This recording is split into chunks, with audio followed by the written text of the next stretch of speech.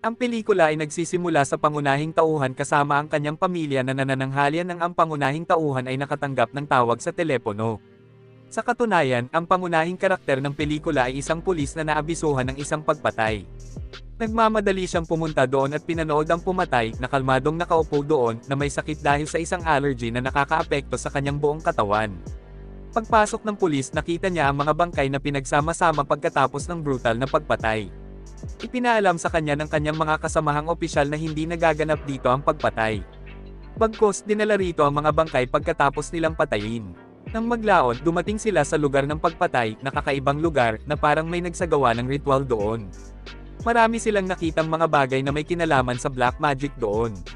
Parang may mga patay na ibon. May isang halaman doon na pagkatapos lumipat pa ay tila maliliit na bungo. Habang ang opisyal ay handa ng hawakan ang halaman, siya ay nag-ambala ng kanyang mga kasamahan. Isang gubat ang ipinakita sa pelikula mula rito kung saan nangangaso ang isang lalaki ng mad ulas ang kanyang mga paa na naging dahilan upang matamba at mawala ng malay. Matapos mabawi ang kanyang pandama, napansin niya ang isang mabangis na tao na kumakain ng kanyang biktima at napansin din siya ng ligaw na tao. Nang lapitan siya ng mabangis na lalaki, napansin niya na ang mga mata ng lalaking ligaw. Hindi sila kamukha ng tao at sa tingin niya isa siyang demonyo o multo. Lahat ng impormasyong ito ay ibinigay sa pangunahing tauhan na si Jong-go ng isa pang pulis. Ayon sa isa pang pulis, anuman ang mga pagpatay na mangyari sa nayon. Sila ang resulta ng mga Hapones na kanilang napanood sa gubat. Si Jong-go ay hindi naniniwala sa kanya na sinasabing ang post-mortem na ulat para sa pagpatay ay walang sinasabi tungkol doon. Sinasabi rin niya na ang lalaking Hapon ay katulad natin at hindi niya ito magagawa. Kinabukasan, nakatanggap si Jong-go ng isa pang ulat ng isang pagpatay, sa pagkakataong ito kasama ang pagpatay sa isang buong pamilya. Ang kanilang bahay pagkatapos ng pagpatay ay nasunog. Nang maglaon, pagkarating sa locus yung iyon ay nakita ni Jong-go ang isang misteryosong batang babae na nakasuot ng puting damit.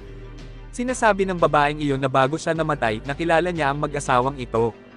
Sino ang nagsabi sa kanya na ang lalaking Hapon ay isang multo at malamang na pumatay sa kanila? Si Jong-go ay dinala ng babaeng iyon sa loob para sa patunay na tinanong niya ang pulis, nakita mo na ba siya dati? Sumagot si Jong-go ng oo, nakita ko na siya noon at sinabihan niya siyang mag-ingat. Dahil ang susunod na target ng lalaking Hapon na iyon ay tiyak na ikaw at ang iyong pamilya. Pansamantala, nakatanggap ng tawag si Jong-go at hindi niya maintindihan ang kanyang usapan. Pagbalik ng opisyal, napansin niyang nawala na ang misteryosong babae. Nakarinig siya ng hindi pangkaraniwang mga ingay sa kabilang panig ng bahay at nang mag-imbestiga siya, natuklasan niya na ang isang Hapones ay marahas na kumakain ng hayop. Nakita na rin niya ito at kakainin na sana ang opisyal at nagising ang pulis. Napapansin natin na sa panaginip lang niya nakita ang Hapones na iyon. Lumalala ang kalusugan ni Jong daughter, si Hyojin ni Gu. Naniniwala siyang maaaring normal ang lagnat nito kaya pumunta siya sa istasyon ng pulisya. Pagkatapos ay pumunta sila sa mga ngaso na iyon na itinampok sa simula ng pelikula upang tanungin ang tungkol sa lalaking Hapones na iyon. Dinala ng mga ngaso na iyon ang pulis sa lokasyon kung saan nakita niya itong kumakain ng hayop. Hindi pa nila lubusang naimbestigahan ang locus yung iyon at ang mga ngaso ay tinamaan ng kidlat at siya ay dinala sa ospital. Ang unang pumatay ay ipinapakita sa ospital kung saan ang kanyang katawan ay labis na nakayuko at siya ay namatay sa ganoong estado. Pag-uwi ni Jong-go, nakita niya ito sa parehong sitwasyon ng pumatay, ngunit may kontrol siya sa kanyang anak na babae. Hindi siya namamatay, ngunit nagbabago ang kanyang kalagayan habang kumakain siya ng napakaraming isda na hindi pa niya nakakain noon. Kasunod nito, naniniwala si Hyo Mother Jane na nasa ilalim siya ng impluensya ng ilang kasamaan o multo. Sinabi ni Hyo Mother Jane kay Jong-go na dapat natin siyang dalhin sa isang magaling na shaman. Ang shaman ay isa na nagsasagawa ng mga ritual at naglalayo sa mga multo at demonyo. Si Jong-go naman ay hindi kailangang maniwala sa mga bagay na ito kaya naman hindi niya ito pinansin at nakarating sa police station. Nakilala siya ng kanyang mga kasamahan sa isang lalaki na kasama ang isang pari ay matatas sa wikang Hapon. Ayon sa mga opisyal ng pulisya, maaaring kailanganin natin ang taong ito. Ayon sa mga taga-nayon, ang lahat ay nangyayari dahil sa Japanese na lalaking iyon ng kami ay sumalubong sa kanya. Pagkatapos kunin ang pari, ang mga tao ay tumuloy sa Hapones. Nakita ng isang pulis ang maraming litrato ng mga namatay na residente. Si Jong-go naman ay pumasok sa isang silid at ipinapalagay na ito ay isang silid ng ritual na may iba't ibang bagay na may kinalaman sa black magic. Samantala, dumating ang Japanese na lalaking iyon parehong takot na takot matapos mapanood ang kalagayan doon. Tinuturing nila siyang multo. Pareho silang tumatakas sa takot mula roon. Ipinaalam ng ibang pulis kay Django na ang susunod na target ng lalaking Hapon ay ang iyong pamilya. Paano mo nasabi iyan? Tanong ni Django. Ipinakita sa kanya ng opisyal ang isang sapatos na pag-aari ng kanyang anak na babae. Dahil dito, pag-uwi niya, nagtanong siya tungkol sa lalaking Hapon na iyon mula sa Hyojin. Matapos marinig ang kanyang pangalan, nagalit si Hyojin. Pagkaraan ng ilang sandali, napansin niya ang parehong allergy sa katawan ni Hyojin tulad ng nakita niya sa katawan ng pumatay sa simula ng pelikula.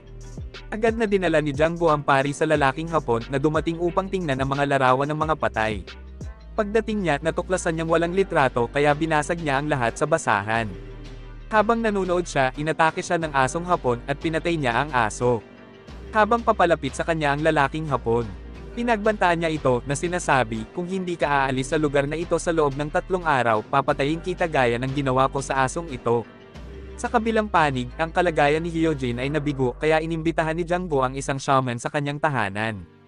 Matapos itabi si Django, napansin ng shaman ang isang palayok sa kanilang tahanan. Sinasabi sa kanya na ang anumang nangyayari sa kanilang anak na babae ay dahil sa lalaking Hapon na iyon. At ang Japanese na lalaking iyon ay hindi tao. Mayroong 2 paraan upang makalayo sa lahat ng ito. Ang isa ay ang patayin ng lalaking Hapon at ang isa ay ang payagan akong gawin ang ritual. Sinabi niya na kung hindi ito mangyayari, ang mga nayon ay sasailalim sa parehong kapalaran ng iyong anak na babae. Sumasang-ayon si Django sa kanya. Ngayon, tulad ng nakikita natin sa pelikula, ang seremonya ay gumaganap ng 2 lokasyon, sa Jang Residence Bus at ng shaman. Ang isa naman ay nagpe-perform sa isang Japanese house. Upang makumplito ang kanyang ritual, gumawa ang shaman ng isang napakalaking manika na kasing laki ng Hyojin. May sakit si Hyojin sa mismong lugar kung saan niya hinampas ang manika. Ang lalaking Hapones naman ay nakararanas ng parehong discomfort gaya ni Hyojin. Napansin namin na lumalala ang kalagayan ni Hyojin at sinabi niya sa kanyang ama na ang ritual ay dapat itigil sa anumang paraan. Pinahinto ni Django ang ritual ng kanyang anak at dinala siya sa ospital. Sa kabilang banda, nakita namin ang isang Hapones na gumagapang palabas ng kanyang bahay sa sakit. Napansin niya ang misteryosong babaeng nakasuot ng puti at kinikilabutan siya nito. Gaya ng nakikita natin, kumpleto na ang ritual at sinabi ng shaman na mayroong 2 opsyon para tapusin ito. Mayroon na silang pangalawang opsyon para patayin ang mga Hapon. Pumasok si Django sa tirahan ng mga Hapon kasama ang pari at iba pang mga lalaki. Hindi nila nadiskubre ang Japanese na lalaki, ngunit may napansin silang isang lalaki na mukhang zombie sa likod ng bahay. Papatayin na sana nila siya nang pumigitan ang pari at kinagat ng kakaibang bata ang pari at namatay bilang resulta. Napansin ni Django ang Hapones at nagsimulang sumunod sa kanya upang hawakan siya habang siya ay nagtatago mula sa kanila. Kapag hindi siya mahanap ni Django at ng kanyang mga kasama sa mahabang panahon, bumalik sila. Gayunpaman, ang lalaking Hapon ay tinutugis ngayon ng babaeng nakaputi na iyon na labis niyang kinatatakutan. Sa wakas, napagmasdan namin na pinatay ng batang babae ang lalaking Hapon at itinapon ang katawan nito sa kotse ni Django. Sila ay natakot matapos makita ang kanyang bangkay at nagpasya na itapon ito. Nang maglaon, binisita ni Django ang kanyang anak na babae, si Hyojin, at ganap itong gumaling. Matapos ang pagkamatay ng isang Hapones, naniniwala si Django na magiging maayos ang lahat. Wala naman, sa kabilang banda, nagiging maayos. Ang nasugatan na pari ay may mga ilusyon tungkol sa Japanese na lalaki, at ang shaman ay may mga ilusyon din tungkol sa kanya. Napansin niya na pinatay ng kanyang kapwa-pulis ang lahat ng miyembro ng kanyang pamilya. Nakaupo siya ngayon sa sahig tulad ng taong nasa simula ng pelikula. Siya rin ay may allergy sa katawan. Sa kabilang banda, nakita namin ang shaman na naghahanap kay Django upang ipaalam sa kanya na kami ay nasa malubhang panganib. Nagsimulang damyugo ang kanyang ilong bago niya matuklasan si Django at nagsimula siyang magsuka sa kabilang panig. Gusto niyang umalis sa nayon dahil natatakot siya sa lahat, ngunit pinipigilan siya ng ilang mahiwagang nilalang na gawin iyon. Siya ay bumalik sa bahay bilang Django tawag shaman. Ipinaalam niya sa kanya na ang pagpatay sa lalaking Hapon ay isang napakalaking pagkakamali. Dahil hindi siya masamang tao kundi isang babaeng nakaputi na nakatira malapit sa bahay mo at mayroon siyang black powers. Sa totoo lang, tinangka ng mga Hapones na iligtas kami mula sa babaeng iyon, ngunit sinira mo ang lahat sa pamamagitan ng pagpatay sa kanya. Pinisita niya si Hyojin na wala sa bahay at nadiskubre ang babaeng nakaputi sa labas ng bahay. Kapag nagtanong siya tungkol sa kanyang anak, sumagot siya na siya ay nasa loob ng bahay. I'm performing a ritual on her, and as a result, mawawala ang effect ng Japanese. Ipinaalam niya sa kanya na ang mga Hapones ay buhay pa at na siya ay isang masamang tao at na siya ay naghahanda upang kainin ang pangkalahatang komunidad. Papasok na sana si Janggo sa bahay para kunin ang kanyang anak nang pigilan siya nito. At sabi nga, huwag kang papasok hanggat hindi mo naririnig ang tunog ng inahing manok at 3 beses mong pakinggan ang tunog ng inahing iyon. Samantala, ang inahin ay gumagawa ng isang tunog, ngunit gayunpaman, 2 tunog ng inahin ang naiwan. Sinubukan ni Janggo na pumasok ngunit pinigilan siya ng dalaga. Nagulat siya kung paano siya nakarating ng ganoon kabilis. Patid naman ng pari na buhay pa ang Hapon at isa itong masamang tao. Pumunta siya doon upang patayin ang mga Hapon, ngunit pagpasok niya sa isang kuweba, nakita niya talaga itong buhay. Gumagawa siya ng isang ritual sa kuwebang iyon. Samantalang, nakikita natin si Hyojin na kumain ng maraming isda. At kumakain pa siya at nakatingin ng kakaiba sa kanyang ina. At pagkatapos ay pinapanood niya ang kutsilyo sa likod ng kanyang ina. Sa labas ng bahay, si Janggo ay nakatanggap ng tawag mula sa shaman na nagsasabi sa kanya na huwag makinig sa usapan ng babaeng nakaputi. Binabalaan naman siya ng dalaga na huwag pumasok sa bahay. Ngayon ay nakita naming muli ang lalaking Hapon na hiniling ng pari na sabihin sa kanya kung sino siya, kung hindi, papatayin ko siya. Ipinaalam niya sa kanya na hindi siya multo kundi isang normal na tao. Nagtatanong siya kung pareho ba ang paa ng multo sa paa ng tao. Inaangkin niya na ang kanyang mga kamay, paa, at balat ay katulad ng tao at na malugod mong hawakan siya. Ang pari ay nakuhanan ng larawan ng lalaking Hapon na inilabas ang kanyang kamera. Sa kabilang banda, pinagmamasdan namin si Janggo na pumasok sa loob ng bahay dahil sa pagbabawal ng babae. Pagdating niya, ang pinakamasama ay nangyari, pinatay niya ang kanyang buong pamilya, ngunit sa kabila nito, tinawag niya ang kanyang anak na may pagmamahal. Ang eksena ay pinutol muli sa lalaking Hapon, na ngayon ay nasa kanyang tunay na anyo, ang kanyang balat ay kakaiba, at ang kanyang ulo ay may 2 sungay. Lahat ng nasa paligid niya, pati na ang kanyang mga kuko at mata, ay nagiging kakaiba.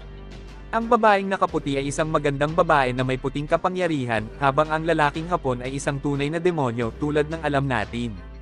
Lumitaw ang shaman at pumasok sa bahay ni Janggo, kung saan nakaupo ang babaeng nakasuot ng puti dahil nawala ang lahat. Si Hyojin, sa kabilang banda, ay nakaupo tulad ng ginagawa ng lahat ng mga pumatay pagkatapos gumawa ng pagpatay.